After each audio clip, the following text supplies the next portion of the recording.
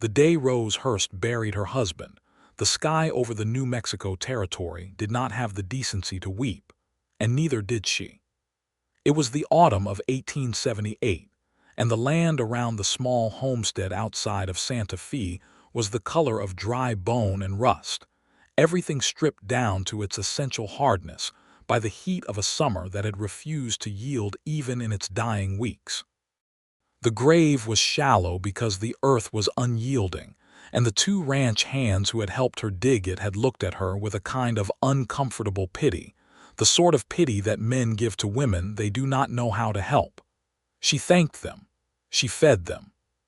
She watched them ride off down the red dirt road until the dust swallowed them whole, and then she stood alone beside the mound of packed earth and she looked at it for a long time.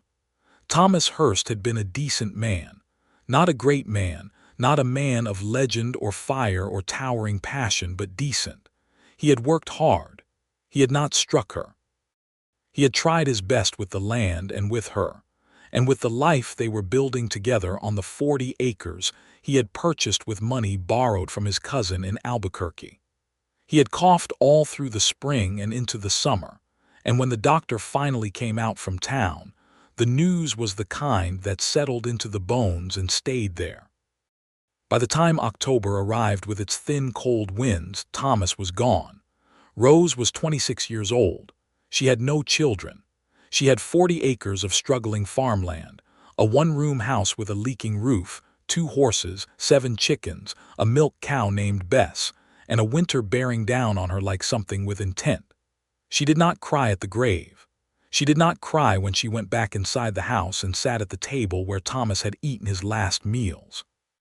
She did not cry when she found his spare boots beside the bed, or his razor beside the wash basin, or the small folded letter from his cousin that he had been meaning to answer.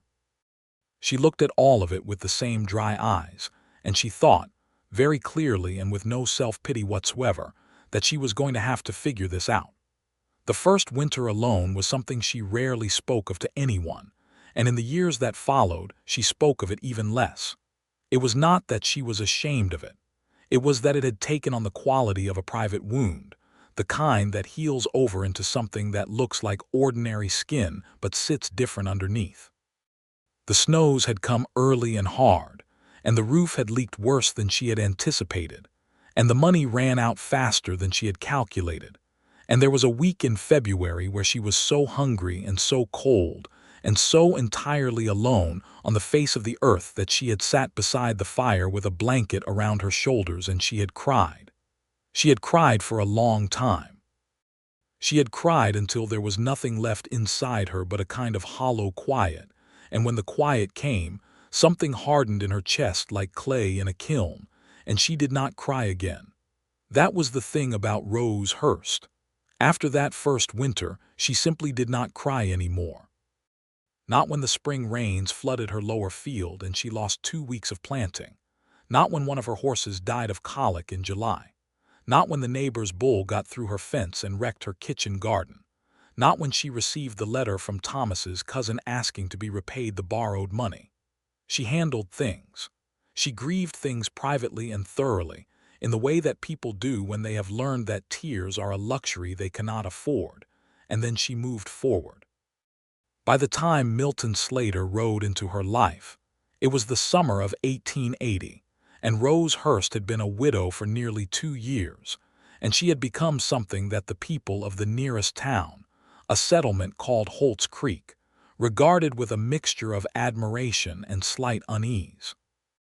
She was capable and composed and frankly beautiful in a way that she had stopped paying much attention to, and she ran her property with a discipline that would have made most men envious, and she said exactly what she meant always, and she did not seem to need anything from anybody.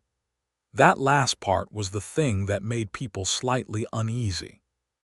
Milton Slater arrived in Holt's Creek on the 3rd Tuesday of June, on a horse the color of dark coffee, with 2 saddlebags and a bedroll and a rifle in its scabbard, and the look of a man who had been traveling long enough to have forgotten what it was to stop. He was 31 years old, lean and sun-darkened, with brown eyes that had a quality of attentiveness to them that was not quite common, the way a good hunting dog's eyes are attentive, always reading the landscape for information. He wore his hat pulled low, and his boots were good quality but worn, and he had a scar along his left jawline that was old and well-healed, and added a kind of irregular character to a face that would otherwise have been straightforwardly handsome. He stopped at the livery stable first, which was the sensible thing to do, because a man who takes care of his horse before he takes care of himself is a man who understands priorities. The livery keeper, a wide man named Dub Carson, took one look at him and said, "You looking for work or looking for trouble?" "Work," Milton said, without apparent offense at the question. "I heard there was a ranch taking on hands." Dub scratched his chin. "Well, there's the Elmore spread about 7 miles east. They take on cowboys regular enough. And then there's Rose Hurst's place about 3 miles north. She ain't exactly a big operation, but she's a steady one and she pays fair. Might be taking on a hand for the summer. She had a fellow working for her last year, but he moved on come spring." "Rose Hurst," Milton repeated, storing the name. "Widow woman," Dub said, studying him with the frank interest of a man who has nothing better to do at the moment. "Runs her own spread. Manages it herself mostly.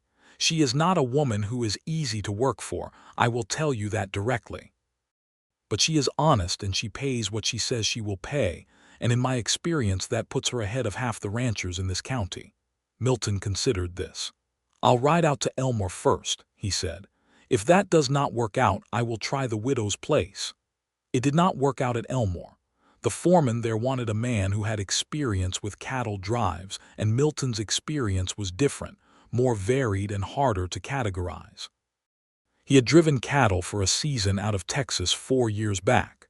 He had also spent time as a deputy in a town in Colorado that no longer existed in any practical sense, having largely emptied itself out when the silver ran dry. He had worked horses for a man outside of Taos who turned out to be running a crooked operation and had to be left behind in some haste. He had spent 6 months on a small farm in Arizona, fixing fences and irrigation ditches for a family that could not afford much but fed him well and treated him with kindness. He was a man shaped by many places and many kinds of labor, and none of it had made him rich, and all of it had made him competent. He rode north from Elmore's the following morning and found Rose Hurst's property without much difficulty, because the land was laid out simply, and the gate to her drive had her name on a wooden sign in clear painted letters. He stopped his horse at the gate for a moment and looked at the place. It was small but not shabby. The house was well maintained. The fence lines were straight and tight. The kitchen garden beside the house was orderly and producing. 2 horses grazed in the near pasture, and the milk cow was visible near the water trough, and the chickens scratched methodically in their pen. It had the look of a place that someone cared for seriously. He rode in through the gate, and before he had even reached the house, the door opened and Rose Hurst came out onto the porch. She was not what he had expected, though he could not have said precisely what he had expected. She was tall for a woman, and she moved with the kind of practical sureness that comes from spending years doing physical work without anyone to rely on. Her hair was dark brown and pulled back from her face in a way that was entirely functional rather than decorative. Her face was composed and even, with dark eyes that met his directly and without any social fluttering. She was wearing a work dress and an apron, and she was carrying a wooden spoon as if she had just come from stirring something which she had. "You're on private land," she said, not unkindly but clearly. "Yes, ma'am. My name is Milton Slater. I was told in town that you might be looking for a hand for the summer." She regarded him for a moment with those direct dark eyes. "Who told you that?" "Man named Dub Carson at the livery." "Dub Carson," she said, with a small and indeterminate expression. "What kind of work can you do?" "General ranch work, fence repair, irrigation, horses. I can work cattle if needed, though I do not have years of that. I can make basic repairs on buildings and equipment. I am not a blacksmith, but I can handle a forge in a basic way."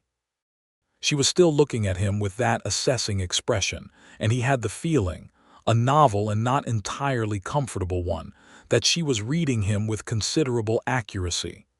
"Where did you come from?" she asked. "Most recently, Albuquerque. Before that, Taos, before that, Colorado. Moving around a lot." "I am," he said without apology. "Why?" she asked, and the directness of the question was so complete that it caught him slightly off guard. He looked at her for a moment. "I have not found a reason to stay anywhere yet," he said. That seemed to mean something to her, though he could not tell what. She was quiet for a beat, and then she said, "I pay $2 a week in your meals. I do not have quarters for a hand, but there is a clean enough space in the barn if you are not too proud for it." "I am not," he said. "I work from sunup. I expect the same from anyone working for me. I do not need conversation or company, only honest labor. Can you manage that?" He almost smiled. "I can manage that. Then come down off that horse and I will show you what needs doing." That was how it began, without ceremony or sentiment, in the practical way that most things in the New Mexico Territory began in the summer of 1880, when everyone was too busy surviving to make much of a fuss about anything. The first days were what she had described: work. Milton was up before she was, which she noted without comment, and he had already watered and fed the horses and checked the fence line along the north pasture before she came out with the morning's bread and coffee. She brought a portion to the barn for him, and they stood in the early quiet of the day, drinking their coffee separately, looking at the same landscape from a respectful distance. He was a good worker. She noticed that quickly and with a kind of relief, because she had had bad luck with hired help before, men who were slow or careless, or who decided after a day or two that the work was beneath them or the pay was insufficient. Milton Slater worked without complaint and without the need to be told the same thing twice, and he had a quality of observation that she found useful. He noticed things. He noticed the loose board on the barn's west wall before she had to point it out. He noticed that the water trough had a slow leak, and he fixed it with strips of rawhide and pitch without being asked. He noticed that one of the mares was moving a little tenderly on her left foreleg, and he brought it to Rose's attention with a matter-of-factness that told her he cared about the animals and not just about performing his duties. She found herself noticing him in return, which she found mildly inconvenient. It was not that he was doing anything to be noticed. He was not attempting to charm her or ingratiate himself. He did not compliment her cooking excessively or try to make her laugh or maneuver himself into more conversation than their work required. He was simply there, solid and competent and quiet, doing the work he had been hired to do, and there was something in that simplicity that her eyes kept returning to without her permission. The end of the second week brought a problem that neither of them had anticipated. The water supply from the creek that fed her irrigation ditches had dropped significantly, and when Milton rode out to check the source, he came back with the news that someone had dammed up the creek about a mile upstream. It was not a natural obstruction. "The Reuben cord spread," Rose said when he described it to her. Her voice was level. "You know who did it. I know who owns the land upstream." She was quiet for a moment, looking out over her fields. "Cord has been wanting to buy this property for 2 years. He made me 3 offers. I refused them all. He has not been what I would call gracious about it." Milton looked at her steadily. "What do you want to do?" "I want to go and have a conversation with Reuben Cord," she said. "Do you want company for that conversation?" She looked at him. There was something in her expression that was not quite surprise but was in the vicinity of it, as if she was unused to people offering that kind of practical support without making it about themselves. "You can come," she said, "but I will do the talking." "I did not doubt it," he said. They rode out to Cord's place the next morning, and the conversation with Reuben Cord was indeed conducted entirely by Rose, in a tone of absolute civil clarity that Milton thought was more frightening than shouting would have been. Cord was a heavy man with a prosperous look, and the manner of someone who had been successful enough for long enough that he had forgotten what it was to be refused. He tried several approaches. He tried dismissing her concerns. He tried suggesting that the dam was a natural formation, which was a lie so bald that even his own ranch hand, standing off to the side, looked uncomfortable. He tried implying that a woman alone could not manage a property like hers indefinitely, and this was the approach that came closest to getting a reaction from Rose, though the reaction was so controlled and so cold that Cord took a half step back without seeming to realize he had done it. "You will remove that dam before the end of this week," Rose said. "Or I will bring the county water rights commissioner out here and explain the situation, along with the surveyor's records that clearly establish my water access. I have those records, Mr. Cord. I have always had them. Thomas was careful about paperwork, and so am I. The dam was gone within 2 days." On the evening of the day they confirmed it, Rose stood at the edge of her upper field and watched the water move back through her irrigation channels, and Milton stood a few feet away watching the same thing, and after a while she said, "Thank you for coming with me." "You did not need me there," he said. "No," she agreed, "but it was good to have someone there." It was the first thing she had said that had any warmth in it that was not directly connected to the work, and Milton felt it land somewhere in the region of his chest and stay there. The days moved into a rhythm after that, and rhythms are dangerous things because they create a kind of intimacy without requiring anyone to intend it. They were up early, and they worked through the heat of the day, and they ate together at the table in the small kitchen, because there was only one table and one kitchen, and it would have been absurd to do otherwise. They talked about the work, about the land, about the weather and what it might mean for the crops. She knew a great deal about plants and water and soil composition, and she talked about those things with an enthusiasm that was the most animated he saw her in the early weeks, her hands moving when she described something she cared about, her voice losing some of its composure and picking up something warmer and quicker. He learned things about her in pieces, the way you learn about a country by traveling through it. He learned that she had come originally from Missouri, that her father had been a farmer and her mother had died when Rose was 12, and that she had married Thomas Hurst at 23 and come west with him, and never entirely been sorry about it, even after.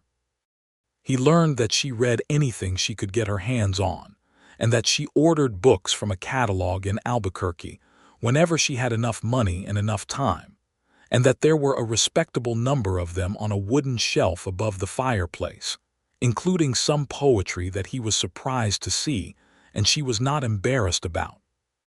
He learned that she had a sense of humor that was dry and careful and appeared without warning, in one-sentence observations that arrived and disappeared before you could be entirely sure you had heard them correctly, and that made you want to pay close attention at all times so as not to miss the next one. He learned that she had not cried in a long time. He did not learn that directly. He learned it sideways, the way you learn the important things about people, by accumulating small details. He learned it from the way she handled difficulty, which was without flinching and without the kind of emotional release that most people allow themselves when something goes wrong.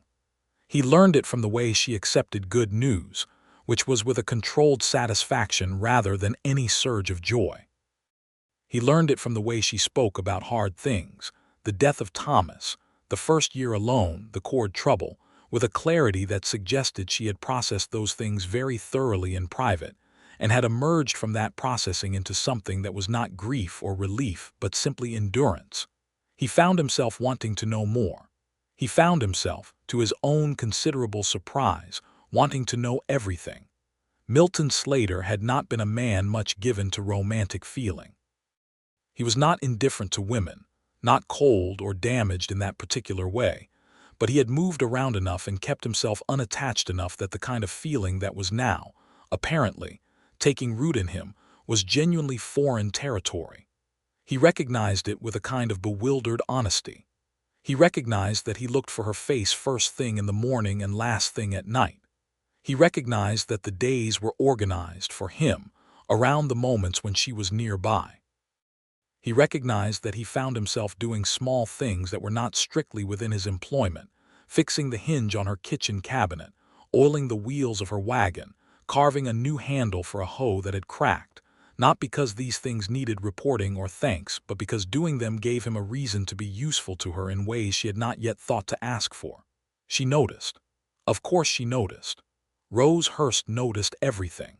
She said nothing about it for a while, and he respected that. He was not in a hurry, or perhaps more accurately, he did not know how to be in a hurry about something that he was still in the process of understanding himself.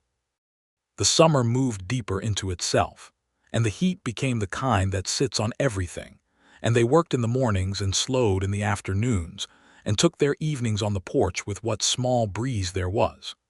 She began bringing her book out to the porch in the evenings, and he sat on the step and sometimes whittled something from a piece of scrap wood, and they were quiet together with a quality of quiet that was different from the functional silence of the working day. It was the kind of quiet that two people choose, rather than the kind that simply exists in the absence of speech. One evening in late July she set her book down and looked at him and said, without preamble, "Where are you from originally? Not the places you have worked. Where are you from?"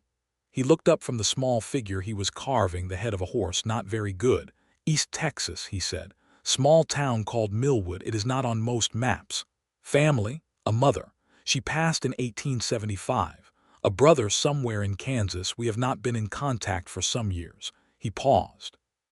"And a father who was not a particularly good one, and who is also no longer living." She absorbed this without the kind of sympathetic noises that people usually made, which he found he preferred. "Do you miss Texas?" she asked. "I miss the idea of a place I could call mine," he said, and it came out more honestly than he had intended. He looked at the horse figure in his hands. "Not Texas specifically. I never much felt that Texas was mine." She was quiet, looking out at the dust-colored landscape. "I know what you mean," she said, and then, surprisingly, "I feel that this place is mine. Not because Thomas gave it to me or because I inherited it, because I earned it, that winter, that first winter after he died." She stopped. She seemed to consider whether she wanted to continue, and then she said, "That winter was the hardest thing I have ever been through, and because I came through it, the land feels like mine. The way things you fight for feel like yours." It was the most personal thing she had said to him in 6 weeks of close company, and he recognized the weight of it, and he did not handle it carelessly. "I understand that," he said quietly. "Do you?" She looked at him, not challenging exactly, just reading. "I think so," he said. "I think there are some things you only own by surviving them." She held his gaze for a moment, and then she picked up her book again, but she did not read it. She just sat with it in her lap, and they continued in their silence, which had changed, had become slightly warmer and more complex, and Milton thought that perhaps something was shifting slowly, like the land itself shifts when the rains come, more than the surface. The town of Holt's Creek had an opinion about the arrangement, because small towns in the New Mexico Territory in 1880 always had an opinion about arrangements that involved a widow and a hired man. Rose was aware of this. She went into town on Saturdays for supplies, and she could feel the quality of the attention directed at her, the slightly heightened interest, the casual questions that were not actually casual at all. She answered everything with a composure that was itself a kind of social armor, precise and impenetrable, and she purchased her flour and her salt and her lamp oil and her coffee, and she exchanged the pleasantries that civility required, and she came home. She mentioned none of this to Milton. It was not his problem to manage. She had been managing other people's interest in her life since Thomas died, and she did not need assistance with it. But there was a moment in the general store in early August when a woman named Clara Pemberton, who was the wife of the bank manager and who considered social navigation her primary vocation, said to Rose with a sweetly concerned expression, "And how are you finding it, dear, having that man about? Is he respectable, do you think?" And Rose had looked at Clara Pemberton with her flattest expression and said, "He is the most respectable hired hand I have ever employed, and I would appreciate it if the speculation stopped there."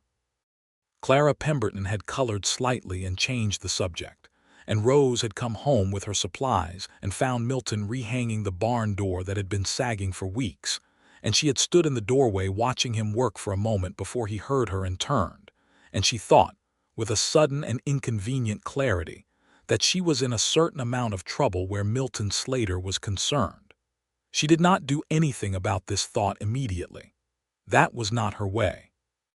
She carried it around with her for a while and examined it from various angles, the way she examined any practical problem, looking for its dimensions and implications before acting. What she found, when she was honest about it, was that she liked him, not in the carefully measured way she had learned to like people, at a distance and with reservations, but genuinely, in a way that was inconvenient and warm and growing without her permission. She liked the way he worked. She liked the way he spoke, plainly and without exaggeration, and the way he listened, which was with his full attention, without looking around the room or planning his next sentence while you were still talking. She liked the way he was with the animals, patient and matter-of-fact and kind without being sentimental about it. She liked the way he had stood beside her in front of Reuben Cord without making it about himself, without the kind of male posturing that she had seen in other men who would have turned that situation into a performance of their own strength. He had simply been there, solid and quiet, like a good fence post, useful and undemonstrative. She admitted to herself in the privacy of her own thoughts, his face. She liked the lines of it and the attentiveness in his eyes, and the way he looked when something amused him. Not a full smile, but a slight shift in his expression that was better than a full smile from most people.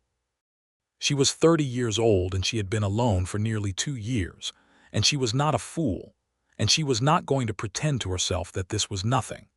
In the second week of August, the summer performed one of its characteristic transformations and delivered a thunderstorm of genuine violence, the kind that started as a purple smear on the horizon at midday and became, by late afternoon, a sky-filling roar that drove everyone indoors. Rose was inside the house when it broke, and Milton was in the barn, and they stayed in their separate places while the rain came down in curtains, and the lightning cracked the sky into pieces, and the thunder rattled the windows in their frames. When it began to ease toward evening, she crossed the yard to the barn, sloshing through puddles that had not existed an hour before, to check on the animals. She found Milton already there, talking calmly to the nervous horses in the low, steady voice he used with them, and the animals were calmer for it. She checked on Bess the cow, who was philosophically indifferent to the storm, and then she stood in the barn doorway and looked at the aftermath of the rain, the washed clean smell of it, the way the light came through the breaking clouds in long gold sheets. "I love it after," she said, not particularly to him, just aloud. "After a storm," he said. "The way everything smells. The way the light looks." She kept looking at it. "Thomas used to hate the storms. He found them alarming. I always found them clarifying." It was the first time she had mentioned Thomas in several weeks in a way that was specifically personal rather than practical. Milton stood near her, also looking at the light, and he said, "Tell me about him if you want to." She glanced at him. "Why?" "Because you never do," he said simply. "And it seems like you might want to sometimes." It was such an exact observation that it caught her off guard, which was unusual for her. She looked back at the evening light and was quiet for a moment, and then she said, "He was kind. That is the main thing. He was not a man of great gifts or great faults. He tried very hard and he was genuinely kind, and when I have thought about what I miss most, it is that. The simple kindness of someone who is consistently on your side." "That is not a small thing," Milton said. "No," she agreed. "It is not." There was a pause, and then she said, more quietly, "I was not in love with him the way you read about in books. But I was fond of him deeply and I respected him, and when he died I was more alone than I had ever been in my life." She stopped. "I apologize. That is more than you asked for." "It is not," he said. "Not even close to more than I asked for." She looked at him then, and something in the look was slightly different from the look she had given him before, slightly more open, with less of the careful management visible, and he looked back at her with the full and honest attention that was his most characteristic expression. And for a moment neither of them said anything at all, and the evening light came through the barn door and made the hay glow and the horses shifted quietly in their stalls. And it was one of those moments that are simple on the surface and complicated underneath, the kind that you carry with you for a long time afterward. "You should come in for supper," she said finally. "I made corn bread before the storm hit." "Yes," he said. "Thank you." They walked back across the yard in the wet evening air, not touching, not quite, but walking close enough that their shoulders were nearly touching. And that closeness had a quality to it that had not been there before, a voluntary quality, a chosen proximity, and both of them were aware of it and neither of them named it yet. September came, and with it a slight cooling in the air that was the earliest suggestion of fall, and Milton began quietly thinking about what came next. His arrangement with Rose had been described as a summer arrangement, and summer was ending. He had not raised the subject and neither had she, and the silence around it had begun to feel like a question that was getting larger every day. He did not want to leave. That was the simple truth of it. He had not wanted to leave a place in a long time, and wanting it now, wanting it with the kind of certainty that felt physical rather than logical, was something he was learning to take seriously. But he was also aware that he was in a delicate position, that he was a man who was employed by this woman, and that any step he made in a different direction than employment needed to be made carefully and honestly, without any suggestion that he was taking advantage of the circumstances. Rose Hurst was not a woman you could be anything other than completely honest with. He understood that about her as clearly as he understood anything. He chose a Sunday evening, when the work of the week was done and the next week had not yet begun, and they were sitting on the porch in the way they had developed over the summer, she with her book, he with his hands occupied in some small manual task, in this case mending a leather strap that had come loose from a halter. The air was cool enough to be pleasant, and the stars were beginning to show in the east. He set down the halter and said, without looking at her, "I should tell you that my arrangement here was for the summer." "I know," she said. She did not look up from her book, but she turned no pages. "I want to ask you something," he said. Now she looked up. "All right." He met her eyes directly because anything less would have been dishonest. "I want to ask if there is a place for me here beyond the summer, not as a hand or not only as a hand. I am aware that this is a significant thing to say, and I am saying it clearly so there is no confusion. I have come to feel a great deal for this place and for you. I want to know if that is something you have any interest in considering, or if you would prefer I move on and we leave the summer as it was." The silence that followed was absolute. Even the insects seemed to pause. Rose looked at him for a long moment, and he held her gaze because he had said what he meant and he was not going to retreat from it. Her expression was doing something complicated, something he could not entirely read, and then she said, "You are a very direct man." "I have found it saves time," he said. The edge of her mouth moved, not quite a smile but the shape of one. "I have considered it," she said quietly. "I will not pretend I have not. The honest answer is that I am afraid of it." "That is fair," he said. "I do not think I am very easy," she said. "I am set in my ways and I am private and I am not soft about things. I have not cried since my first winter alone, and I do not think I know how to be a soft person anymore." It was the first time she had said that directly about not crying, and it landed in him with the weight of a real confession, something she had carried privately for a long time. "I did not ask for soft," he said. "I asked for you." She looked at him, and the look was so unguarded for just a moment that he could see all of it, the wanting and the fear and the loneliness that she had disciplined herself to carry without showing it.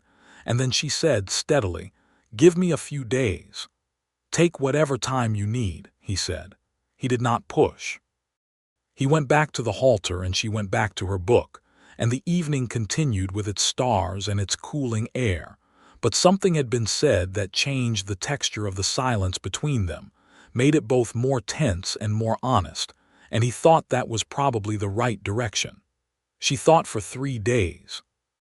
He could tell she was thinking, not from anything she said but from a slight distracted quality to her attention, moments when she looked at him, and then looked away with more deliberateness than her usual composure required. He continued working. He fixed the section of the south fence that had been worrying him for 2 weeks.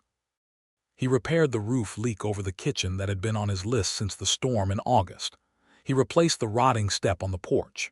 He did not make the work into a display. He simply did it, because there was always something that needed doing on a working property, and because keeping his hands busy kept his patience steady. On the 3rd evening, she came out to where he was working on the porch step, and she stood beside him and she said, without any particular lead-up, "Yes." He looked up at her. "Yes, to your question, the one you asked Sunday." She was looking at him with her level dark eyes, not composedly exactly, but with a kind of determined honesty that was its own kind of courage. "I want to try. I do not know how this goes, after the kind of 2 years I have had. I have forgotten some things about being with someone, but I would like to try." Milton put down the hammer he was holding and stood up. He was taller than her by a few inches, and she did not have to look up much to meet his eyes, but she did look up, and he looked down at her. And then, carefully and with deliberate gentleness, he raised one hand and laid it against the side of her face. It was the first time he had touched her in any way that was not functional or accidental, and he watched her face to see how she took it, and she took it by closing her eyes briefly, just for a moment. And when she opened them again, there was something there that had not been visible before, or had been visible and he had not known until now what it meant. "That is all I am asking," he said. She brought her own hand up and briefly covered his, and then she stepped back, practical as ever, and said, "The step is still broken." "I will finish it tomorrow," he said, and the edge of her mouth moved again, and this time it was definitively a smile. It was a beginning, careful and slow, entirely in keeping with who they both were. They were not people who rushed at things or dramatized them, and the courtship, if that was the right word for it, had the same quality as the work they did together: steady, honest, and done with full attention. He brought her things occasionally, not elaborate things, not things that would embarrass her in their extravagance, but small things that required observation to find. He brought her a smooth, flat stone from the creek bed that was an unusual color of pale green, because she had once mentioned that she liked geology, the way rocks told stories. He brought her a bunch of late summer wildflowers that grew along the north pasture fence, because he had seen her stop and look at them when she passed them on the fence check walk. He brought her a book he had ordered from a catalog in Albuquerque, because she had mentioned the title once in passing while discussing something else entirely, as if she had not expected anyone to retain it. That last one caught her truly off guard. She looked at the book in her hands and then looked at him with an expression so unguarded that he felt he had been given something valuable. "You remembered that," she said. "I remember things you say," he told her simply. She looked at the book again. "This is too much," she said, which was not the same as saying she did not want it. "It is a book," he said. "It cost money," she said. "I have been earning money since June," he said. "I think I can spend some of it." She pressed her lips together in a way that he had learned meant she was working to keep her composure on something, and she said, "Thank you, Milton." It was the first time she had used his given name without the slight formality that she usually kept around it, and he thought that was better than any extravagant gesture could have been. He had begun to touch her in small ways that required her consent, and received it without drama. He would put his hand briefly at the small of her back when they moved through a narrow space. He would let their hands rest close together on the porch railing without quite touching until she moved hers to touch his. He would sometimes, when they were sitting near each other at the table, let his knee rest gently against hers, and she would not move away. These were quiet things, small accumulations of permission, and he found them more significant than larger gestures would have been, because she was a woman who gave nothing without meaning it. One evening in late September, there was a social gathering in Holt's Creek, a harvest dance at the community hall that most of the surrounding population attended for the simple reason that social events were rare enough to be valued. Rose had not intended to go, but Dub Carson's wife, a cheerful and genuinely kind woman named Millicent, had ridden out specifically to invite her, and the invitation had been delivered with such warmth and such evident sincerity that Rose had found it difficult to refuse. "Bring your man," Millicent Carson had said, and had ridden off before Rose could correct the characterization. She told Milton about the dance in a way that left it open, describing it as a thing she might attend and mentioning that he was welcome to come along if he wished, which they both understood was a more significant invitation than its phrasing suggested. He said he would very much like to come along. The evening of the dance, she changed her dress to the nicer of her two, a dark blue wool that she had not worn in over a year, and she pinned her hair differently, not dramatically differently, but in a way that was less purely functional and slightly softer around her face. She came out of the house to find Milton standing by the wagon, and he was wearing a clean white shirt she had not seen before, and he had clearly made some effort with his appearance. And when he saw her, something happened in his expression that was simple and unself-conscious and made her feel, for the first time in a long time, specifically and personally beautiful rather than generically functional. He said, "You look wonderful," and he meant it so straightforwardly that she was not able to deflect it in her usual way. "Thank you," she said quietly, and got up into the wagon without fuss. The dance was exactly the kind of event that Holt's Creek excelled at, loud and cheerful and slightly chaotic, with a fiddle player named Old Pete who was enthusiastic if not always technically precise, and a caller for the square dances who had a voice that could fill a building twice the size. The hall was lit with lanterns and smelled of pine resin and bodies and whiskey, and the various food contributions that people had brought. There was a long table of things to eat, and children running around the edges of the dancing floor, and every combination of ages and acquaintance representing the social texture of the county. People noticed Rose had come with Milton Slater. Of course they did. But the noticing was, for the most part, friendly rather than censorious, because Millicent Carson had already done the work of establishing, in her particular efficient way, that Rose Hurst had been managing alone for long enough and that it was about time. Dub Carson shook Milton's hand and offered him a glass of something that proved to be very strong, and several of the other ranchers introduced themselves, and by the second half of the evening, Milton had managed to be accepted as a plausible member of the community in the uncomplicated way that people are accepted in places where what you can do matters more than where you came from. Rose danced. She had not danced in 2 years, and she had not expected to want to. But when the music started and the caller's voice rose above the general noise, and the other couples moved into the patterns of a Virginia reel, she found her feet moving before she had quite decided to let them.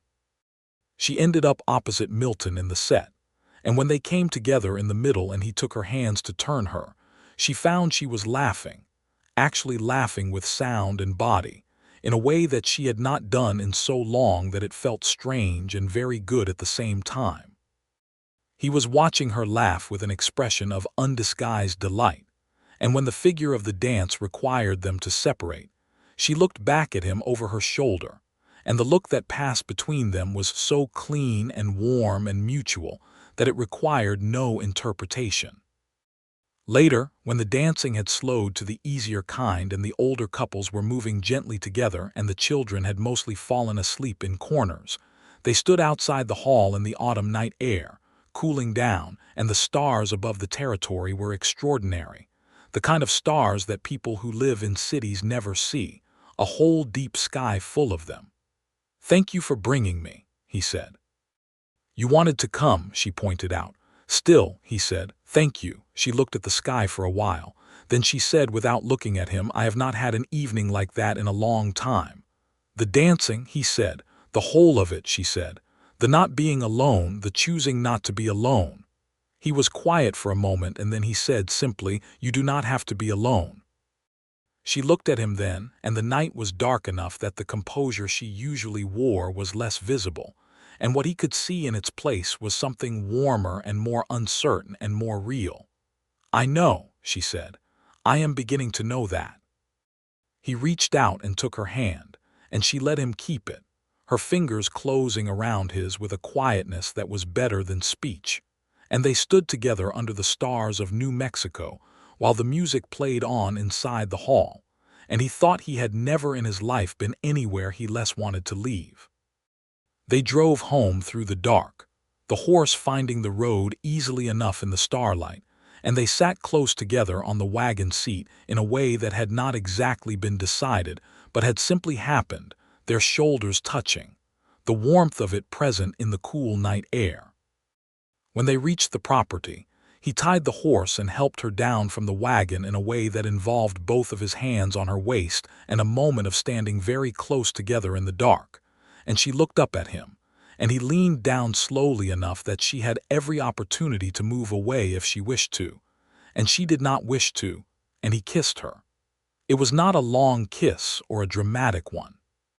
It was a first kiss, careful and warm and genuine, and when it ended she stood still for a moment with her eyes closed, and then she opened them and looked at him, and whatever she found there seemed to satisfy her, because she nodded slightly, as if agreeing to something, and said good night, and went inside.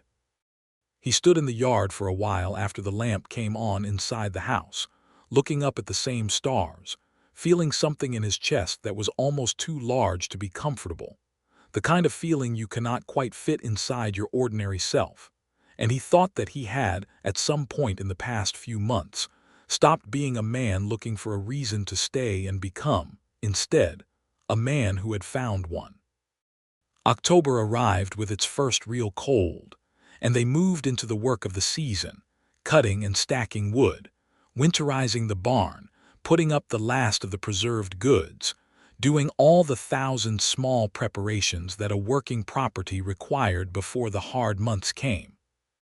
They worked side by side through all of it, and the courtship continued in the spaces between the work, in evenings on the porch with the fire burning inside and the cold air outside, in the small moments of proximity that had become natural and necessary, in the conversations that had grown longer and wider and more willing to go to difficult places. He told her about Colorado, about the town that had emptied out, about the season he had spent as a deputy there, the specific particular loneliness of being responsible for keeping order in a place that was quietly becoming nothing. He told her about his father, not in great detail, but enough to explain certain things about himself, about why he had left Texas young and why he had been moving ever since, looking for something without knowing its name. He told her that he thought he knew its name now. She told him things in return slowly, because she was not built for revelation in volumes.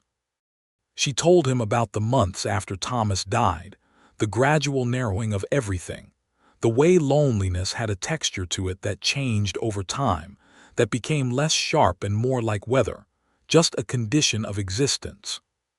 She told him about the books, how they had saved her in a specific way, had kept her mind active and populated when everything else was empty. She told him about the first winter, not all of it, but some of it. February was the worst of it, she said, on an October evening, the fire going strong and the lamplight warm and the wind picking up outside with serious intentions. I had been managing it. I kept telling myself that I was managing it. And then there was this particular night when the roof was leaking and I had moved everything I owned to one corner of the room to keep it dry, and I was sitting on the floor wrapped in a blanket, and I was so cold and so hungry and so entirely alone that the managing simply stopped working. She stopped. She was looking at the fire. "What did you do?" he asked quietly.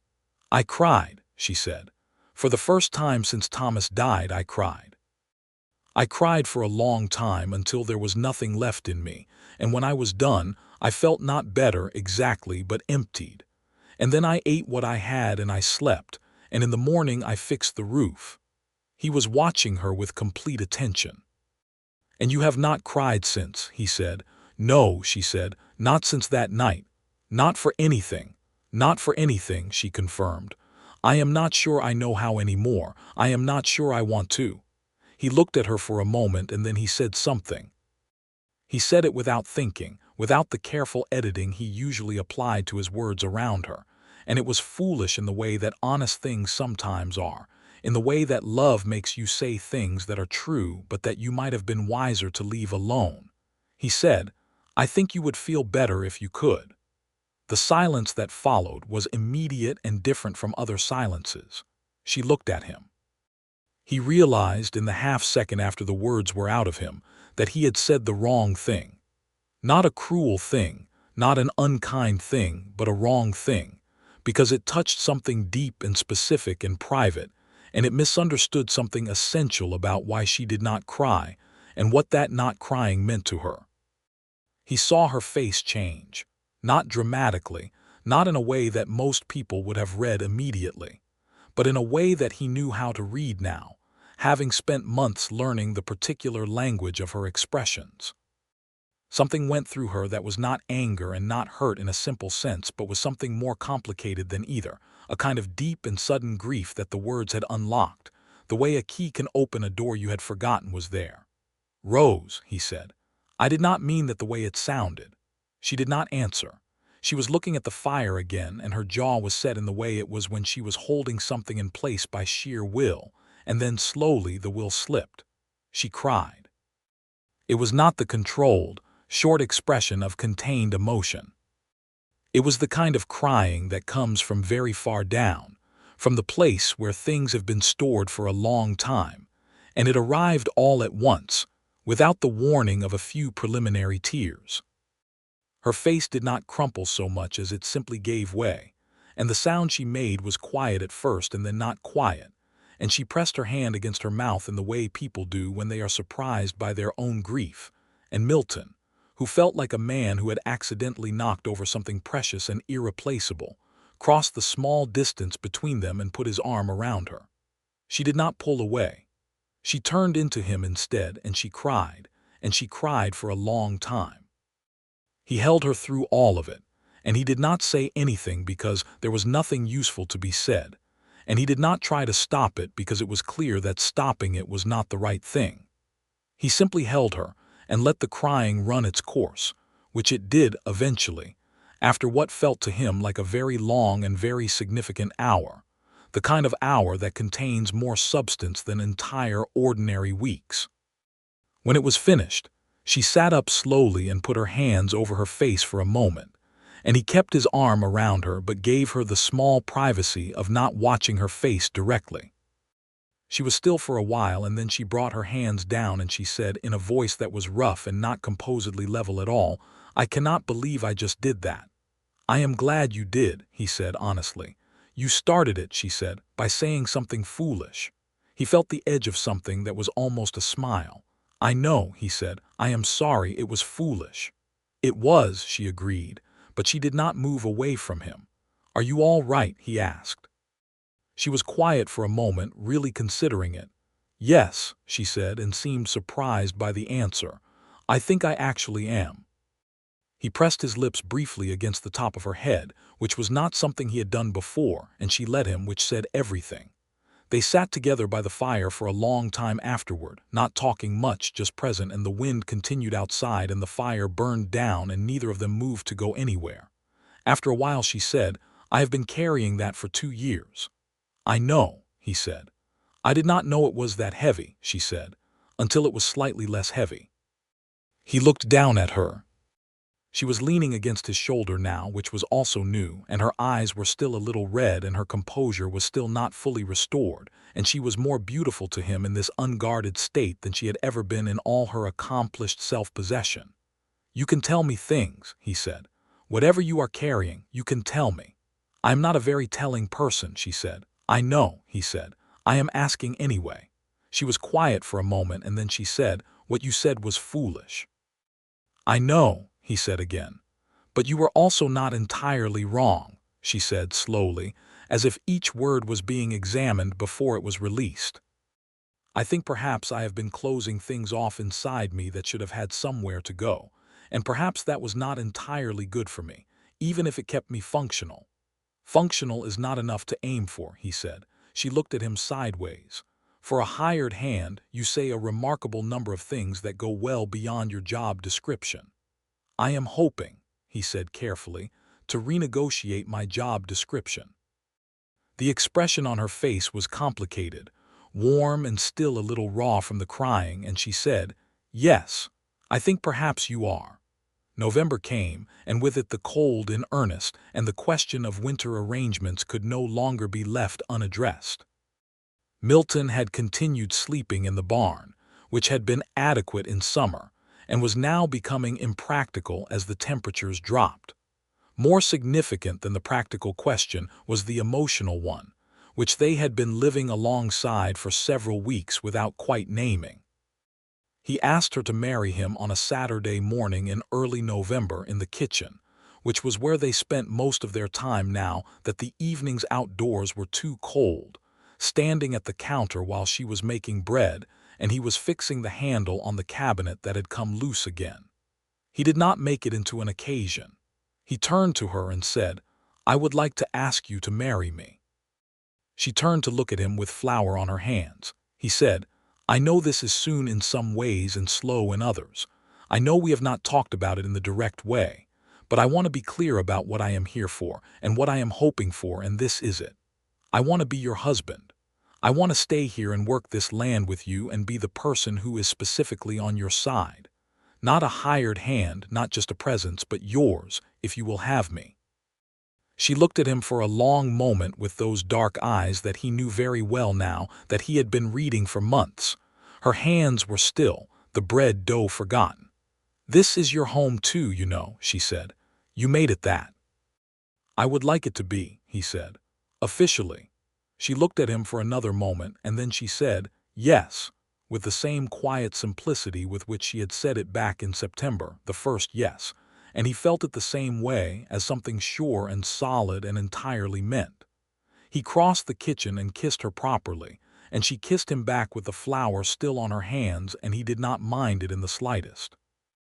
They were married in Holt's Creek on the first Saturday of December, 1880, in a small ceremony at the church, with Dub and Millicent Carson as witnesses, and a handful of the community present, because Millicent had somehow ensured that the news spread despite no official announcement being made.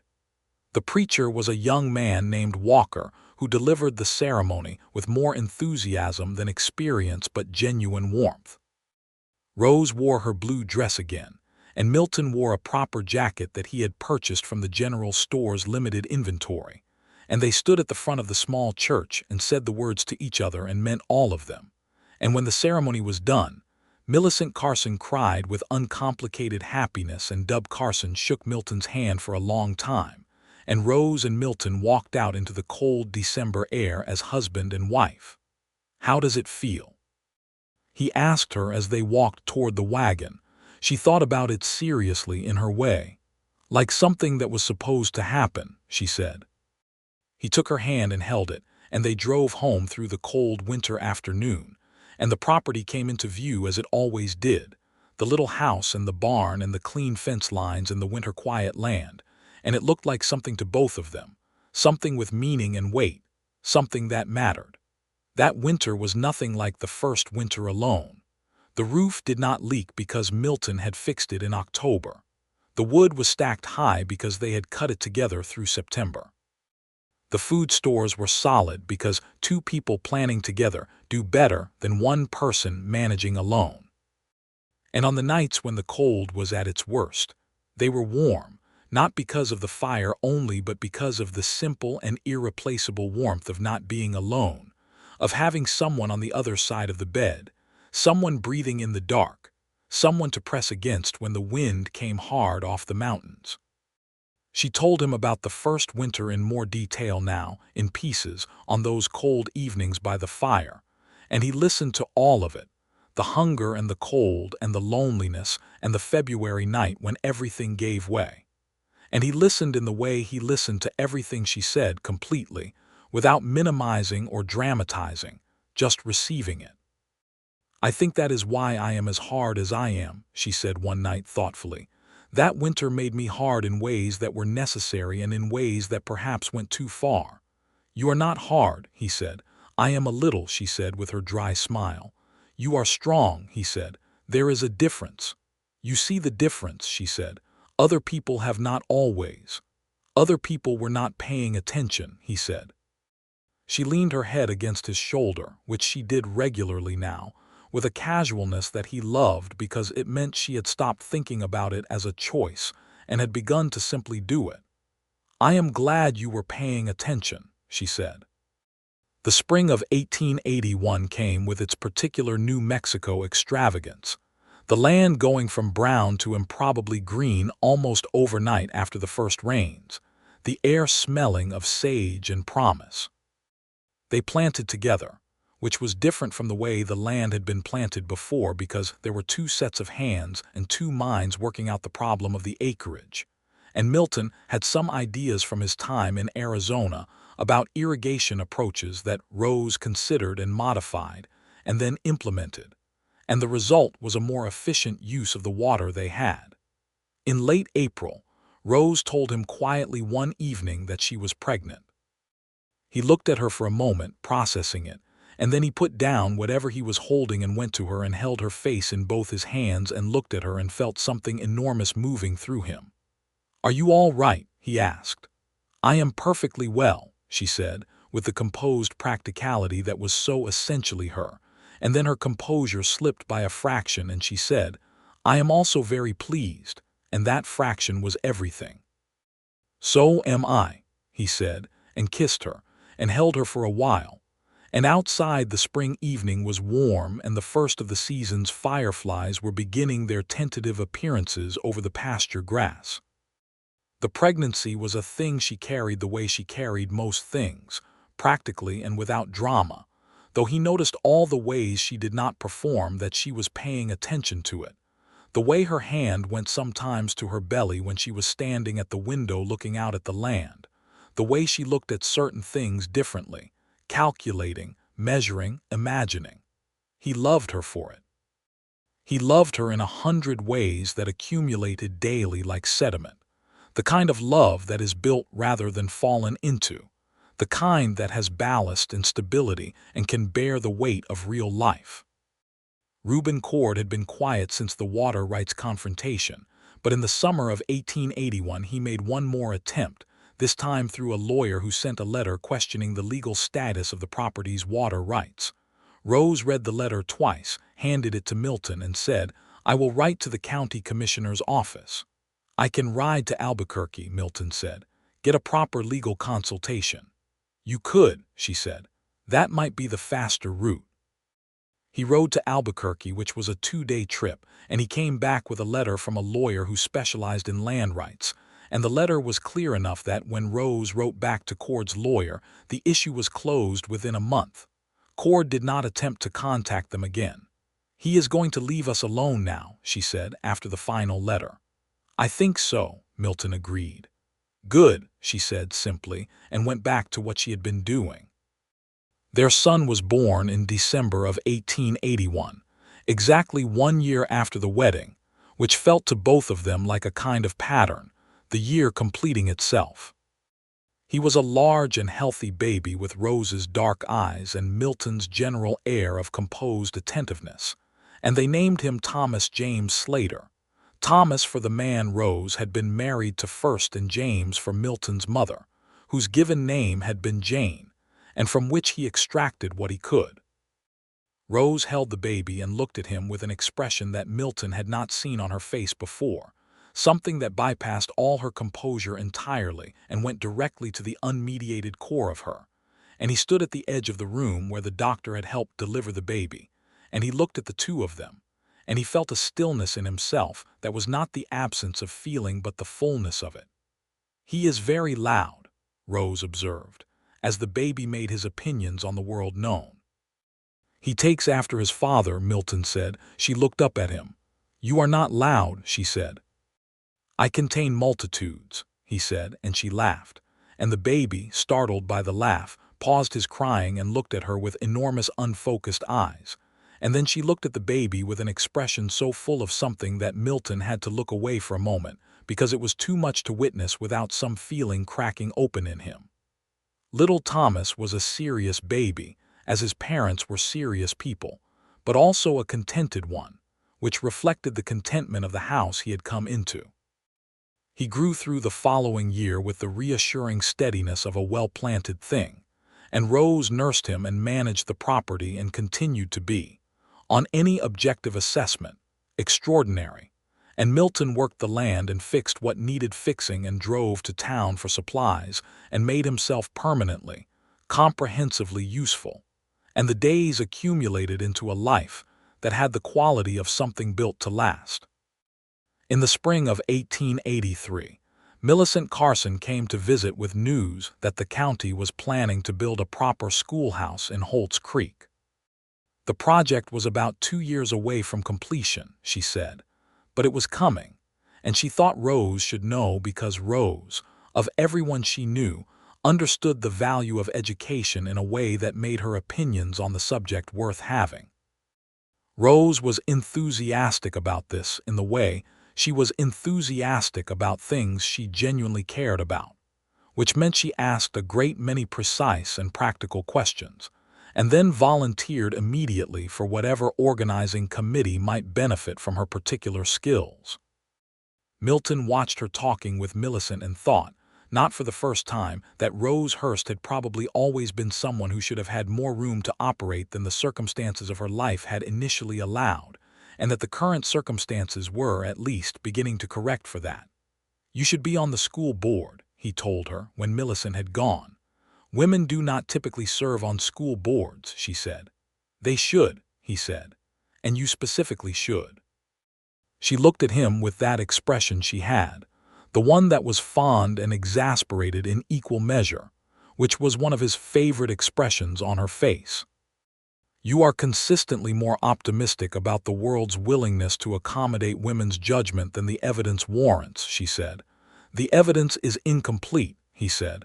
"You have not tried yet."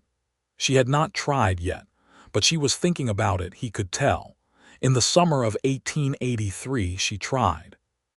She wrote to the County Education Board, which was an informal entity at that point, mostly a committee of concerned citizens, and offered her services and her specific qualifications, which included her general organizational competence and her genuine passion for books and learning. She was not appointed to the board, because the board was not yet the kind of institution that appointed women, but she became, informally and entirely through the force of her own presence and the accuracy of her opinions, someone whose input was consistently sought. It was a beginning. They found out she was expecting again in the fall of 1883, and this time the pregnancy was easier in some ways, because she knew more of what to expect and harder in others, because Thomas was 2.5 and had opinions about everything and required considerable management. Milton was better with the boy than he would have predicted about himself, not because he had any particular experience with children, but because he applied to the problem of a toddler the same complete attention he applied to every other problem. And Thomas, who was a child who needed to feel genuinely heard, responded to this well. "You are good at this," Rose told him, watching him on a spring afternoon with the boy on his shoulders, pointing out a hawk on the fence post to Thomas, who was watching with the enormous seriousness of a child presented with information about the world. "He is good at it," Milton said. "He pays attention." "He gets that from you," she said.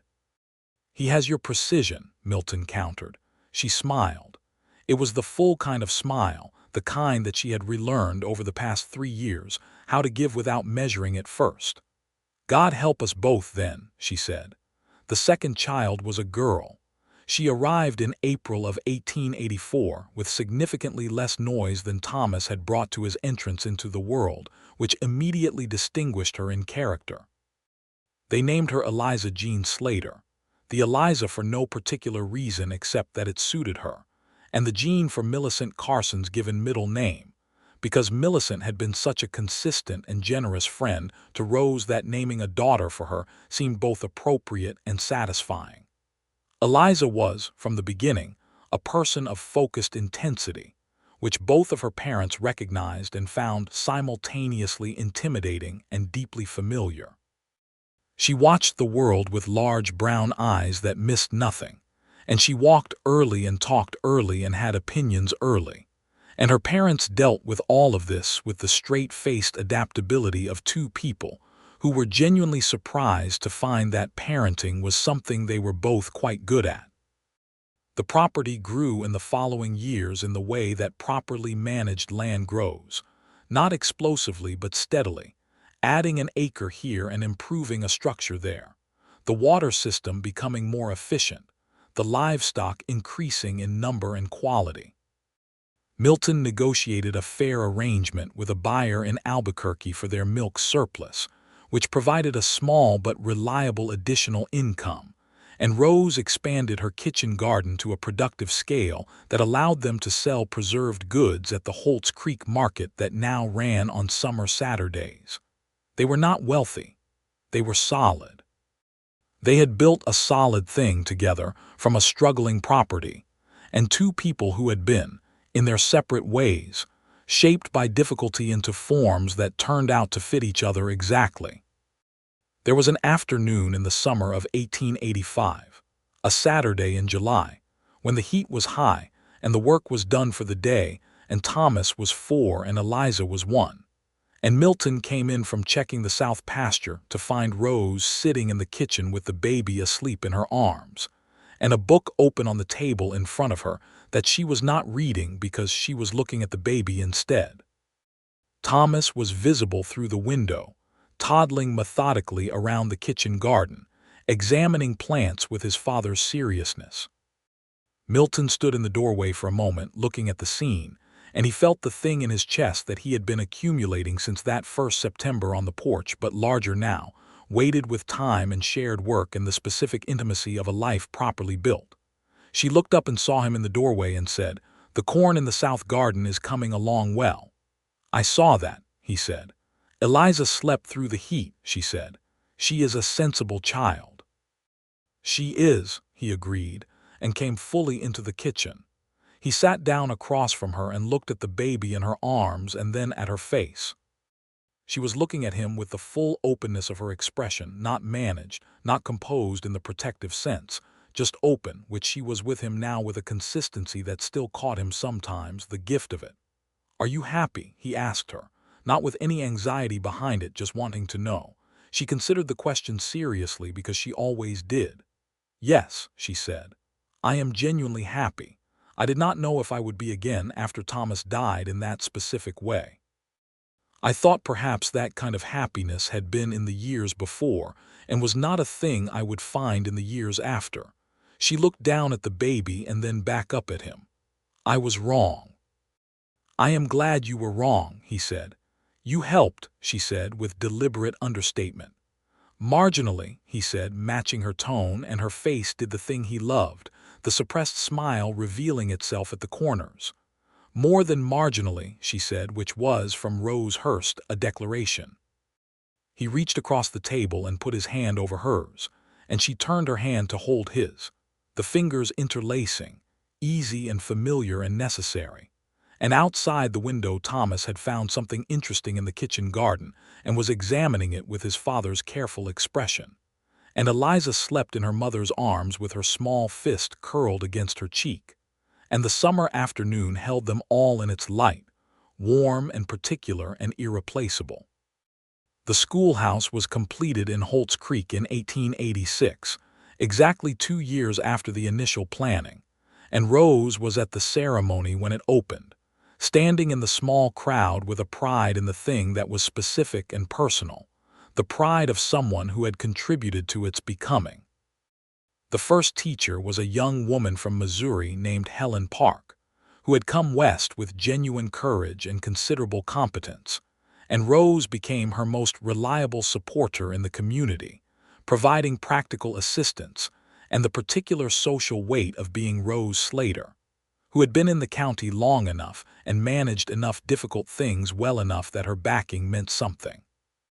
Thomas started at the school that fall at 5 years old and walked through the door on his first morning with the expression of someone approaching a known and anticipated challenge, which made both his parents, watching from the wagon, have to look in different directions to avoid the shared smile. "He will be fine," Milton said. "I know he will be fine," Rose said. "He is built for application." "Like his mother," Milton said. "And his father," she said. They drove home, and the land came into view, and it was theirs in the fullest sense of that word, built, intended, and known. And the morning was clear, and the autumn air was sharp, and coming up the drive Milton felt the familiar settling, the one that had started when he first rode through that gate 5 years ago and had never entirely stopped, the feeling of having arrived at the place he was supposed to be, the place that was his in the way he had thought such a place might not exist for him. In the years that followed, the shape of their life developed the beauty of things that have been made well and allowed to grow into themselves. There were hard things, because this was the New Mexico territory, and hard things were part of the texture of the place and the time. There was a drought year in 1887 that tested every ranch in the county and required a season of careful conservation and difficult decisions.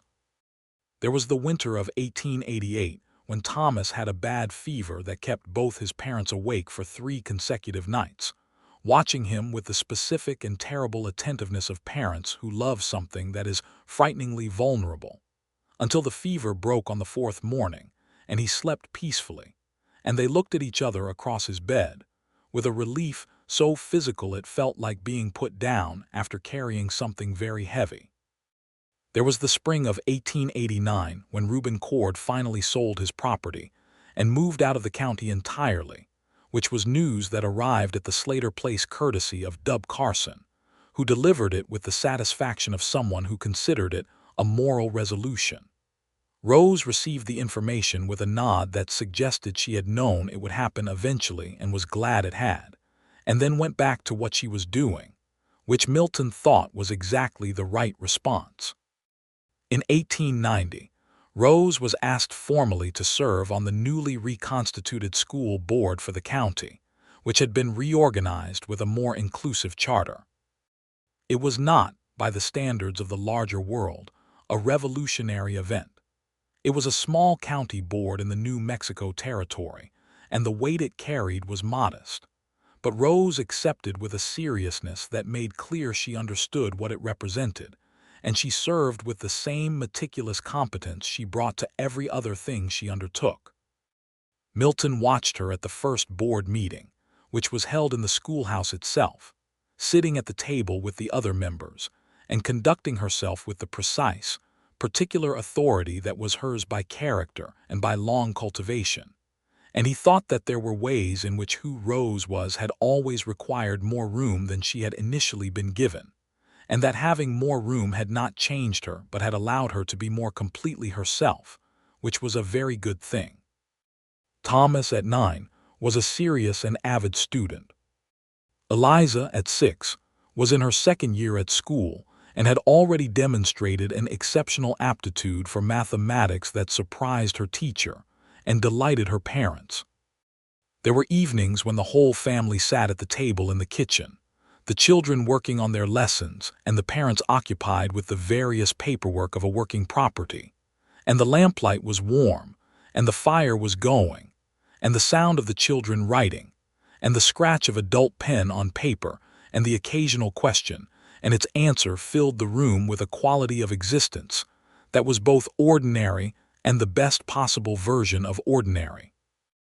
In the spring of 1891, on a morning when the early flowers were coming up along the south fence, and the land was doing its annual improbable resurrection from winter brown to green, Rose came to find Milton in the barn where he was working on the wagon's left wheel, which had developed a wobble, and she said, standing in the barn doorway with the morning light behind her, "I believe there will be a third."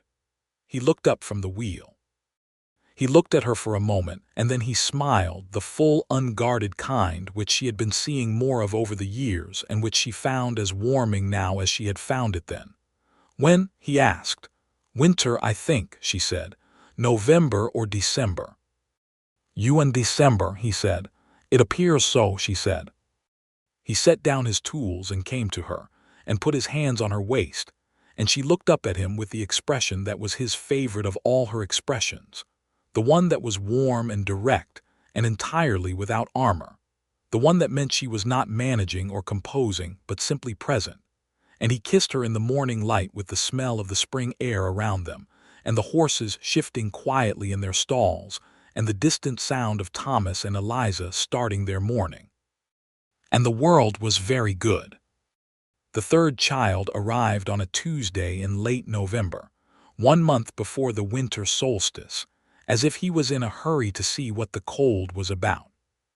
He was a boy with a quantity of dark hair, and a lung capacity that Thomas had matched only at his most invested, and Eliza had never approached, and they named him Walter Daniel Slater. Walter because Rose had always loved the name, and Daniel for a friend of Milton's from his Colorado days who had been a man of genuine quality, and who Milton still thought of with the specific warmth of a friendship that had been brief but real. Walter was a round and energetic infant who grew into a round and energetic toddler with an appetite for mischief that his older siblings, with their serious, precise natures, regarded with a mixture of bewilderment and delight. He was the kind of child who made everyone in the family laugh more, which turned out to be exactly what the family needed without knowing it had been missing anything. By the time Walter was old enough to walk the property with his father the way Thomas and Eliza had, the Slater property was a different thing than it had been when Rose Hurst first stood in the doorway and assessed a stranger on a dark coffee horse. The house had been extended carefully over the years, a room added when Thomas was born and another when it became clear that the family was going to need it. The barn was sound and properly roofed. The fences were tight. The water system worked efficiently. The kitchen garden had grown into a genuinely productive operation.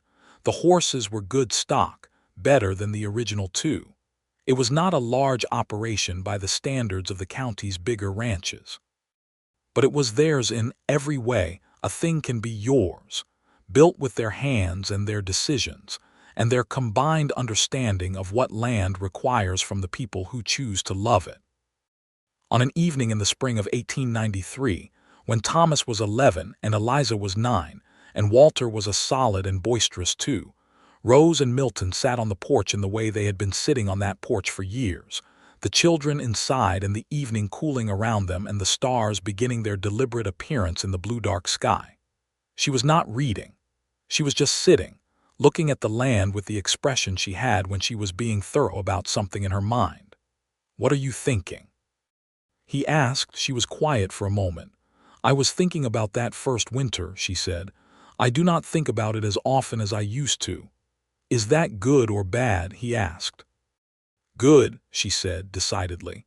"I used to think about it to remind myself what I was capable of, to remind myself that I had survived it, but I think I know now that I am capable without needing the reminder." He looked at her in the evening light. 10 years since he had ridden through that gate, and she was 43 years old, and there were lines at the corners of her eyes and strands of gray beginning at her temples, and she was more beautiful to him than she had been when he arrived, which he would not have thought possible but which was simply true, because beauty in a person you love accumulates rather than diminishes, and every line and strand of gray was a year of living that he had been present for. "You are extraordinary," he said. She looked at him sideways. "You say that as though you have just thought of it." "I think of it regularly," he said. "I just do not always say it." "You could say it more often," she said with her dry precision. "You look wonderful today," he said immediately. "Now you are being foolish," she said with the full smile, the one he loved. "I say foolish things sometimes," he said. "You know that about me." She turned to look at him fully, the smile still there, warm and specific and entirely meant for him. "I do know that about you," she said. "I have known it since the first year. It does not concern me." "Even when the foolish things I say make you cry for an hour?" he asked, gently. The expression on her face shifted, became something warmer and more complex, the way it did when they touched the real things directly. Even then, she said, especially then, because the crying was needed and you gave it to me even if you did not know that was what you were doing. I was not trying to do it, he said honestly. I know, she said. That was the point.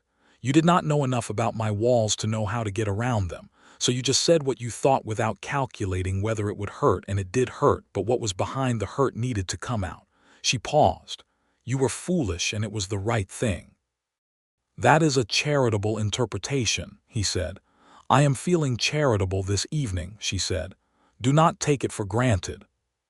He laughed and she laughed, and the porch held them in the spring evening, and the stars came out one by one, and inside the house the sound of the children doing the various things that children do at the end of a day, Walter's shout of protest at some injustice, Eliza's voice explaining something with characteristic precision, Thomas's quiet mediation, filled the house with the noise of their particular and irreplaceable life. Milton reached over and took Rose's hand, and she laced her fingers through his in the easy, familiar, necessary way she had been doing for 10 years, and they sat together in the quiet of the New Mexico evening, on the land they had made theirs, in the life they had built from difficulty and honesty, and the specific kind of love that grows slowly and lasts. The stars above the territory were the same stars they had been in 1878, when Rose Hurst had stood alone at a shallow grave and looked at a sky that did not weep, and the same stars as 1880, when Milton Slater had ridden into that yard and stopped his horse at the gate and looked at the clean fence lines and the orderly garden and thought, this is a place that someone cares for seriously. They were the same stars that had watched the whole long arc of it, the beginning and the building and all the seasons between, and they continued their ancient work of navigation, lighting the dark for anyone who needed to find their way. Rose and Milton did not need to find their way anymore. They had found it together, one careful and honest season at a time, and it led exactly here to this porch, to this hand in her hand, to this life that was wholly and entirely theirs. The night deepened around them. The lamp inside cast warm gold through the kitchen window. Somewhere in the distance, a coyote sang its single sustained note into the dark, and the horses in the pasture stirred briefly and were still, and the creek that Thomas Hurst had legally secured for Rose Hurst by his careful paperwork, and that Rose and Milton had defended together, ran its steady course through the property, unchanged and sustaining. The spring air carried the smell of new grass and sage and the distant hint of the mountains. We should go in, Rose said after a while. In a minute, Milton said. She did not argue. She leaned her head against his shoulder, and they sat for one more minute in the dark and the stars, the two of them together on the porch of the thing they had made, holding on to the quiet of it, the particular and irreplaceable quiet of a life fully, wholly lived.